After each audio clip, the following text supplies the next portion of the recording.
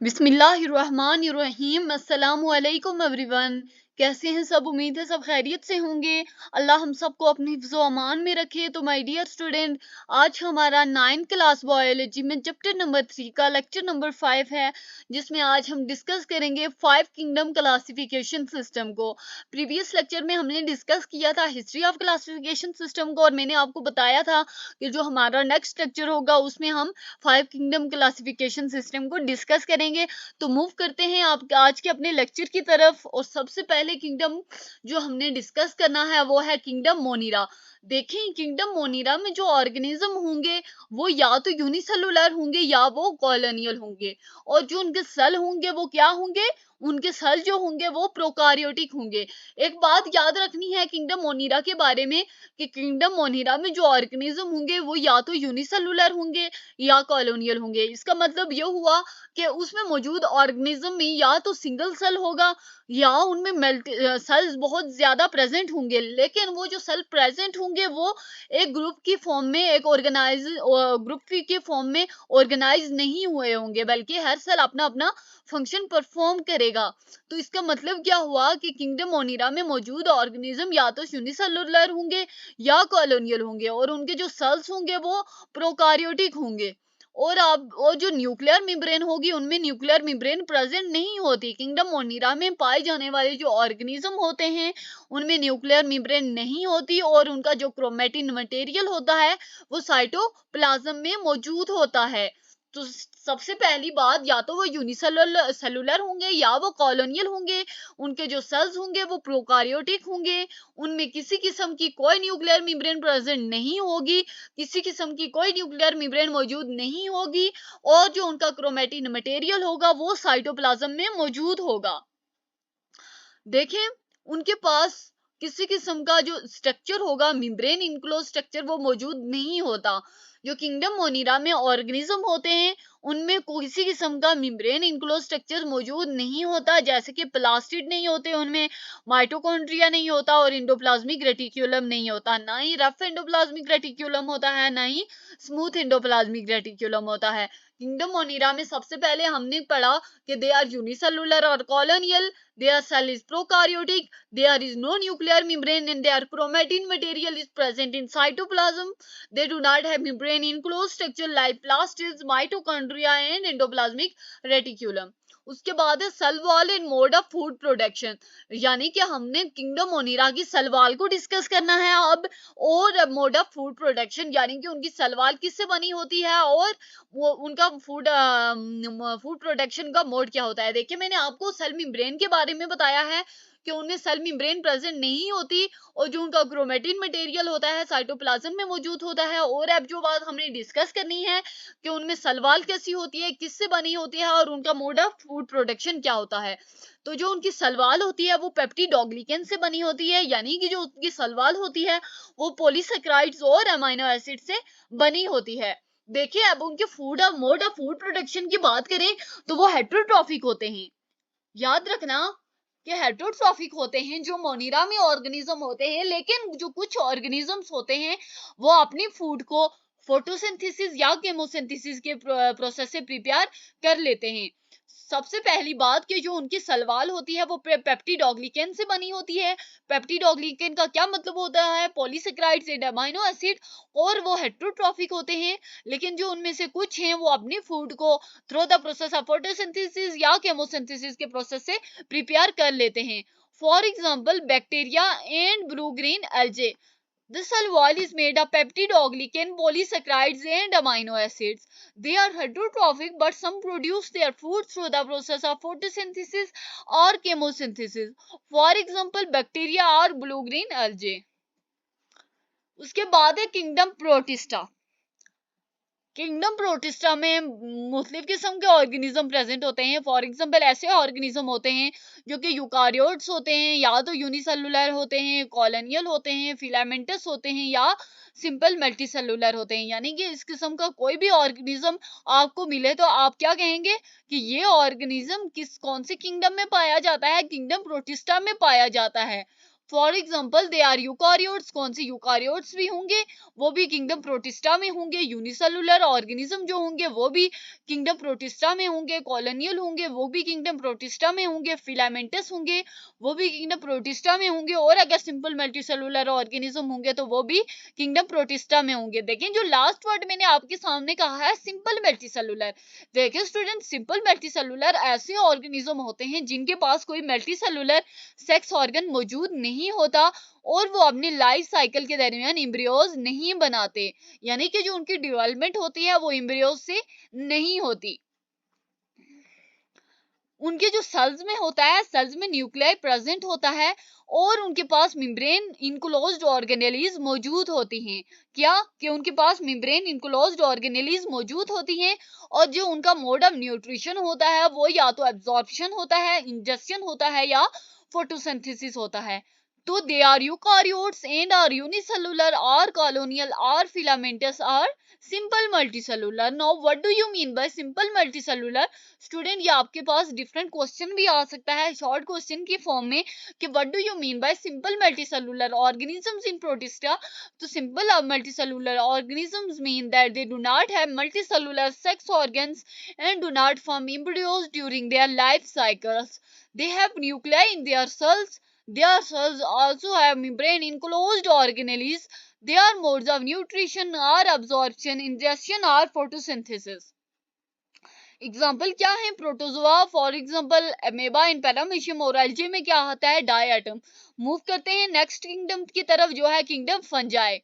देखें ये जो किंगडम है ये यूकारियोट का सेकंड किंगडम समझा जाता है और जो किंगडम फंजाई होता है वो किस किस्म के ऑर्गेनिज्म पे मुश्तमिल होता है अब ये देखते हैं। तो kingdom fungi eukaryotic heterotrophic organism पे मुश्तमिल होता है जो कि या तो यूनिसेलुलर हो सकते हैं या मल्टीसेलुलर हो सकते हैं, यानी कि ये जो किंगडम फंजाई है ये यूकारियोट का सेकंड किंगडम समझा जाता है और जो किंगडम फंजाई होता है वो किस किस्म के ऑर्गेनिज्म पे मुश्तमिल होता है? वो यूकारियोटिक हेटरोट्रॉफिक ऑर्गेनिज्म पे मुश्तमिल होता है जो या तो यूनिसेलुलर हो सकते हैं या मल्टीसेलुलर हो सकते हैं।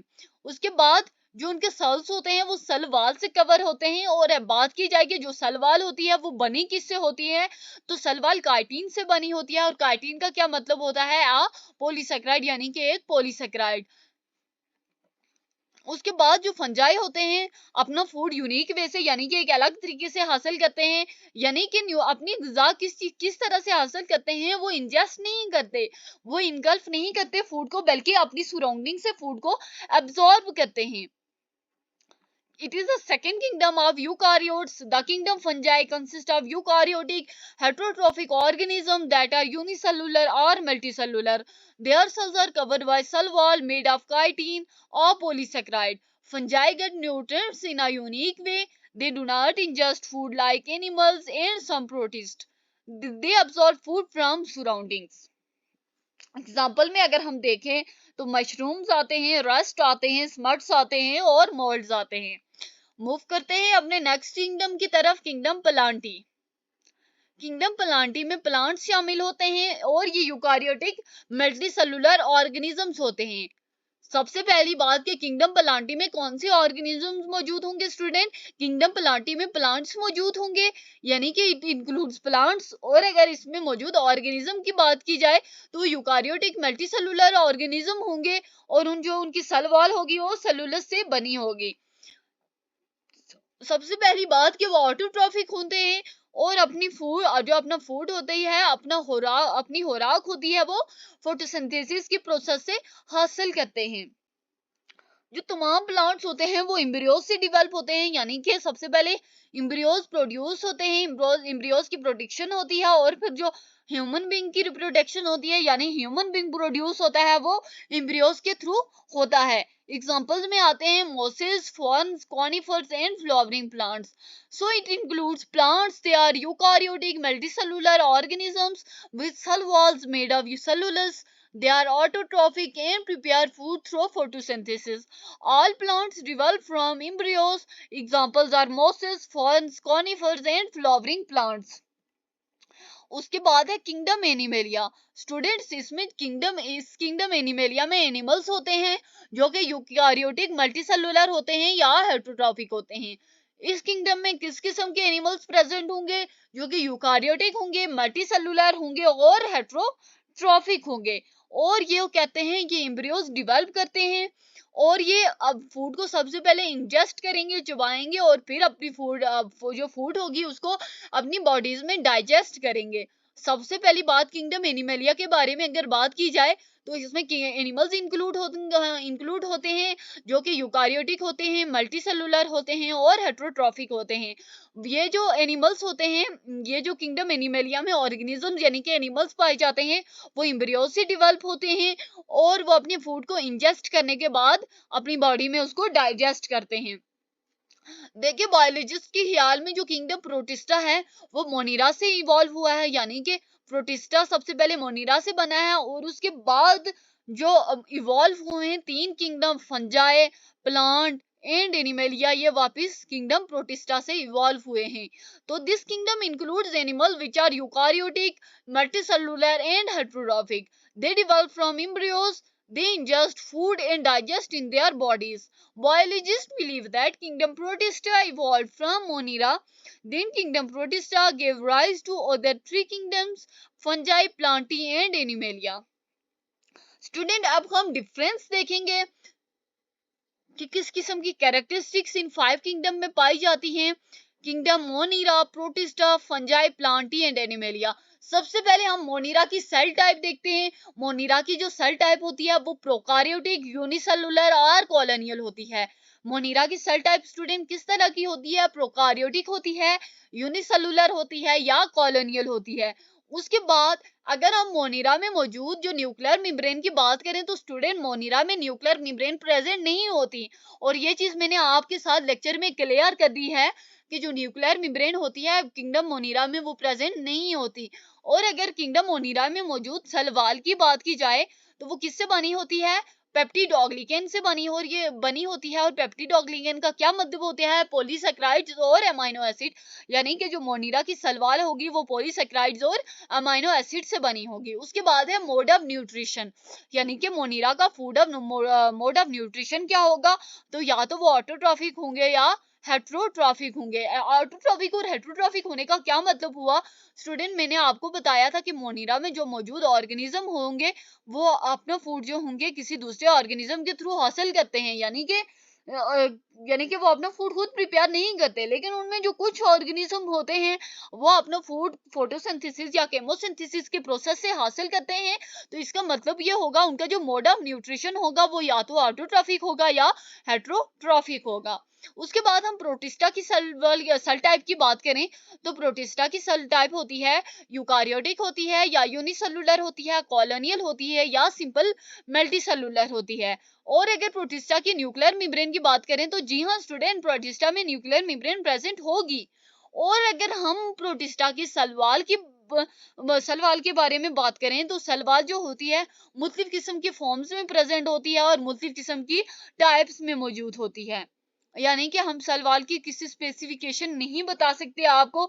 जबकि जो सलवाल प्रोटिस्टा की होती है वो मुख्तलिफ किस्म की फॉर्म्स में मुख्तलिफ शक्लों में प्रेजेंट होती है और उनकी मुख्तलिफ किस्म की टाइप्स होती हैं। उसके अलावा अगर हम प्रोटिस्टा के मोड ऑफ न्यूट्रिशन की बात करें तो वो किस किस्म का होगा? ऑटोट्रॉफिक होगा या हेट्रोट्रॉफिक होगा। मे भी हम ये भी कह सकते हैं कि वो ऑटोट्रॉफिक भी हो सकता है और हेट्रोट्रॉफिक भी हो सकता है, यानी कि इन दोनों का कॉम्बिनेशन हो सकता है। उसके बाद हम फंजाई की सेल टाइप की बात करते हैं तो स्टूडेंट फंजाई की जो सेल टाइप होती है वो यूकारियोटिक होती है, यूनिसेलुलर होती है या मल्टीसेलुलर होती है। उसके बाद जो न्यूक्लियर मेम्ब्रेन होती है फंजाई में वो मौजूद होती है। स्टूडेंट एक बात याद रखना कि जो न्यूक्लियर मेम्ब्रेन होती है वो सिर्फ मोनिरा में मौजूद नहीं होती, जबकि जो तमाम किंगडम होते हैं प्रोटिस्टा, फंजाई, प्लांटी और एनिमलिया, इन चारों में न्यूक्लियर मेम्ब्रेन प्रेजेंट होती है। तो अगर हम फंजाई की सलवाल की बात करें तो फंजाई की सलवाल काइटिन से बनी होती है और फंजाई का जो मोड ऑफ न्यूट्रिशन होता है वो हेट्रोट्रॉफिक होता है, यानी कि अब्जॉर्प्शन के थ्रू जो फंजाई होता है अपना फूड हासिल करता है। उसके बाद है प्लांटी। जो प्लांटी होते हैं वो यूकारियोटिक मल्टीसेलुलर होते हैं और उनमें भी न्यूक्लियर मेम्ब्रेन प्रेजेंट होती है और जो उनकी सलवाल होती है वो सेलुलस और किसी दूसरे मटेरियल से बनी होती है।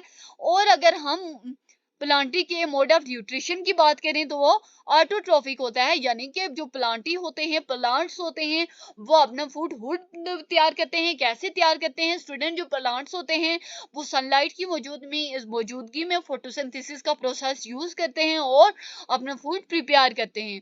उसके बाद बात करें अगर हम एनिमेलिया की, तो एनिमेलिया के में जो मौजूद जो ऑर्गेनिजम्स होते हैं वो यूकारियोटिक मल्टीसेलुलर ऑर्गेनिजम्स होते हैं और उनमें न्यूक्लियर मेम्ब्रेन मौजूद होती है। और स्टूडेंट जो सेल वॉल होती है एनिमेलिया में, वो उनमें जो पॉलीसेकेराइड होता है वो एब्सेंट होती है, पॉलीसेकेराइड जो होती है एब्सेंट होती है। और अगर हम मोड ऑफ न्यूट्रिशन की बात करें तो मोड ऑफ न्यूट्रिशन जो होगा एनिमेलिया का वो हेट्रोट्रॉफिक होगा, हेट्रोट्रॉफिक इंजेक्शन होगा।